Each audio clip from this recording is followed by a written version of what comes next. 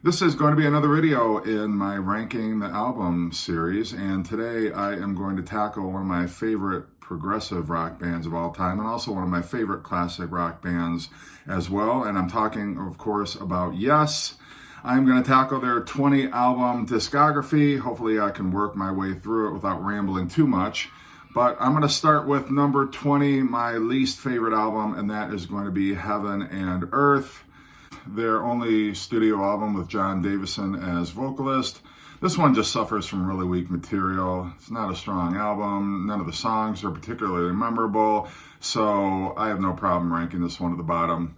Number 19, Open Your Eyes. Really a bland album. A lot of Yes fans might rank this as their worst album. Really not a lot to recommend it.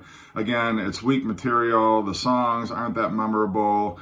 The only thing that can really be said about it is at least John Anderson's on vocals, but apart from that, there's really nothing to recommend it. There's not even a great album cover to go along with it. It's just really bland.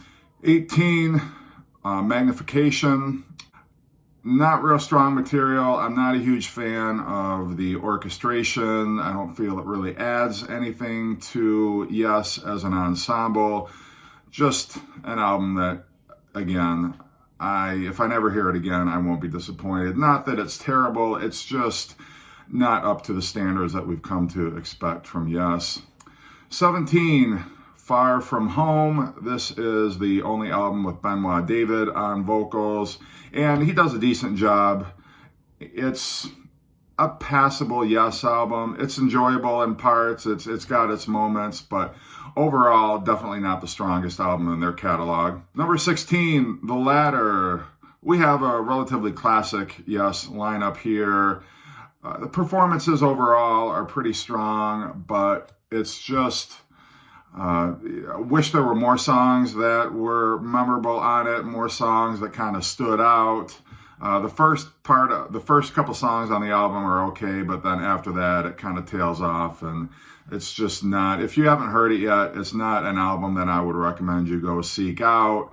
It's passable, Yes. 15, Talk. This was Yes's 90s album. It's definitely sounds a little bit more modern. They've tried to kind of keep their sound a little bit updated in the face of all that was going on with grunge and alternative music at the time. You know, it's decent, it's enjoyable. Certainly not an album that I listen to regularly. And that's one of the problems with Yes, is they got such an extensive catalog. Unless you're really a diehard Yes fan, you're probably not going to be reaching for some of these bottom albums unless you're just really looking for something different. And if you do, Talk wouldn't be a bad place to start. If you haven't heard it yet, I would check it out on a streaming service like Spotify first before you actually go out and purchase the album. Number 14, now this I'm kind of splitting between the two albums. There's Keys to Ascension and then Keys to Ascension Part 2. These are both really great albums. I suppose I could have put Key Studio, which is just the album studio tracks as opposed to the live tracks, but nonetheless, in whatever configuration you use, Keys to Ascension is really a return to form. There are so many tracks on here that really are so reminiscent of the Yes of the 70s. They seem to have kind of captured that magic again. And this was, their last hurrah with Rick Wakeman before he left after Keys to Ascension 2. I know he said it was for various reasons, but one of the reasons he cited it was he was unhappy that Yes just didn't record an entire album instead of splitting it with the live and the studio stuff. But nonetheless, it's really strong. I almost wish they'd release it as a double album set. You could have one disc of the live stuff, one disc of the studio, but that's just on my wish list. Number 13, Union. This is like a big Yes class reunion. You've got Yes East, Yes West. they're all kind of coming together. Not all of them are particularly getting along, and the musical union is not as harmonious as maybe you might be led to believe. It's a decent album. My only issue with it is the production on it. It still retains some of that 80s gloss, the 80s, a little bit overproduction. There are some really hard rocking moments on this album, though. I have to say, in spots, it's almost reminiscent of Drama, as heavy as this album is, but it's pretty enjoyable just to hear all the different members. I mean, an album where you've got Bill Bruford and you've got Alan White both on it is pretty incredible, and the only time, obviously, that ever happened. Number 12, I'm going to go with Yes's debut album, their self-titled Yes album. This is okay. For a first album, it's not bad. It has some decent material on it, but they still don't sound like the Yes of their classic period. They're still kind of finding their way, trying to tease out what their sound is going to be. So if you're a completist, it's an album worth picking up. If you're just interested in the heavy progressive rock, Yes, it's probably one that you want to avoid.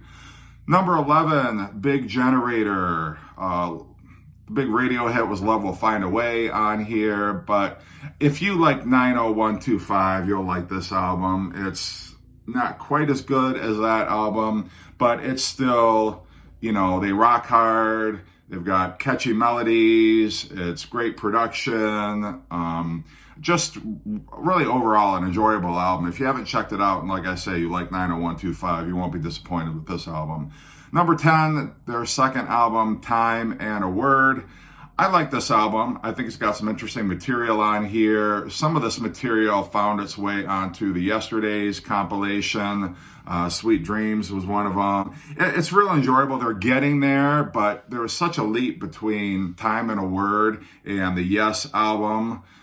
It's really quite remarkable, but this is not a bad second album, and if you pick it up, you will enjoy it. Number 9, 90125, Yes gets injected with some new life. They got some new members. They got John Anderson back in the fold. They've got some hits ready-made for radio. Owner of a Lonely Heart, Leave It are great tracks. Just really a solid album. And for many people who are my age or a little bit older, you might remember seeing some of those Yes videos on MTV. It was really revitalized their career, because Yes in the late 70s was not selling. They really weren't a big act anymore. There really wasn't much to draw in new fans. But with 90125, they really they found their way back onto rock radio, and I imagine there's probably some people who thought this is a brand new band who didn't know any better. But number 8, Going for the One, not one of Yes's better albums of the 70s, but not bad by any stretch of the imagination. Parallels is great. Going for the One, it's really interesting how that track opens with kind of that little boogie riff and the groove that they have going. You almost wonder if it's a Foghat album, and then it kicks into more familiar Yes material. Wondrous Stories is a great track. So all the great elements are there. Rick Wakeman came back for this album, and the next one, Tormato. So it's just really an album that if you like 70s Yes, you'll want to make sure you pick that one up. And number 7, the one right after it, is Tormato. This is, in contrast to their previous couple of albums, a lot shorter songs. It's almost closer in style to Fragile, because there are shorter songs, they're tighter. There's not a whole lot of stretching out, not a whole lot of improvisations, not many extended instrumentals. It's all tight, concise rock songs, and I think it works really well. Don't Kill the Whale is a track that maybe you possibly heard on classic rock radio, but the rest of the album is really good as well. Number 6, Tales from Topographic Ocean, their bloated double album with one song per side. I like most of this album. I like the first 2 sides, and then after that, it's really forgettable for me. It's all just noise. There's not really any discernible melodies. It's just an album that I think is too much self-indulgence at times. I think that they could have pared it down very easily to a single album, maybe chopped up some of these longer tracks into individual songs and developed those a little bit further. The Revealing Science of God is probably my favorite. That in and of itself, I feel like that could have been 3 or 4 songs if they just chopped it up. I think it would have made a better album. It's just so long and you can't listen to it all at once. It's just such a huge, long, cumbersome album to get through, but there's enough classic Yes elements on it that I think it still ranks as one of their best. Number 5, Relayer. Now, Relayer is definitely an album like Tales from Topographic Ocean that you need to spend some time with. However, unlike Tales from Topographic Ocean, these songs are not quite as bloated. There's enough memorable moments and melodies and sections, parts of these songs. Gates of Delirium is obviously the highlight of this album. They chopped off the end of it for a single, Soon. And the rest of the track is just really breathtaking in scope. Everybody's playing is just so superb.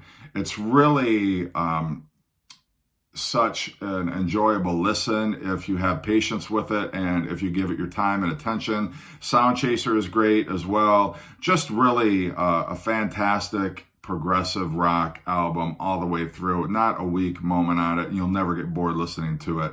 Number 4 is going to be Drama, and for the first time, we do not have John Anderson on vocals. We have Trevor Horn, and this is definitely one of Yes's heaviest albums. The track you might recognize is Tempest Fugit, but it's just the heaviest, hardest rocking Yes album to date, possibly in their entire discography. Drama, for me, is one of their best. It's such a bold direction to take, and a surprising direction after Tormato. Tormato was a little lighter, it had tighter songs, and they were more interested in cutting individual tracks as opposed to longer, extended progressive suites.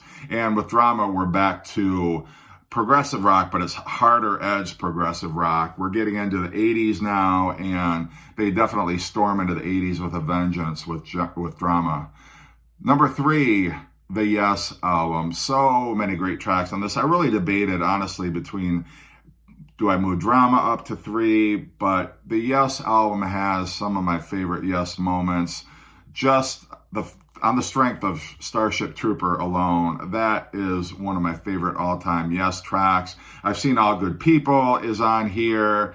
Just really so many stellar moments on here from start to finish. And it was such a leap from their second album, Time and a Word, that it's just really incredible how much they had progressed in such a short period of time. Yours Is No Disgrace is fantastic. It's just all the way around some of Yes's best material, and so much of it found its way onto classic rock radio back in the day, which people like myself, the first time they heard Yes was on the radio. Number 2, Fragile, Long Distance Runaround, Roundabout, Heart of the Sunrise, so many great moments on here. South Side of the Sky. I mean, I can't even begin to tell you how great an album this is, and it's such a classic. It's so hard to differentiate 1, 2, and 3 at this point because Yes has so many stellar albums in the early 70s, but for me, Fragile is definitely right up there. So many great, solid, melodic, hard rocking tracks. It's just one of the reasons why I love Yes so much. And number 1, if you've seen my progressive rock episode, it will come as no surprise, Close to the Edge. Just the preeminent progressive rock album, my favorite progressive rock album of all time. The whole Close to the Edge suite alone in and of itself is reason enough to rank this at the top. But you've also got And You and I, Siberian Cartreau, just from top to bottom. Just so many moments that leave you with goosebumps, and you just stand there with your jaw on the floor at just how incredible these musicians are. And it's everything I love about Yes. It will always be my favorite progressive rock album. It's near the top of my favorite rock albums of all time. It's probably in my top 10, but it's great. If you've heard Close to the Edge, I don't need to convince you of how awesome it is. But so that is my top 20 Yes list, and I think I actually managed to keep it pretty reasonable time-wise, but I'd love to hear your thoughts, your comments. What are your top 10 Yes tracks? Do you agree with mine, or do you have a list that looks a lot different from mine? Hope everybody is doing well. Hope you like the list, and take care.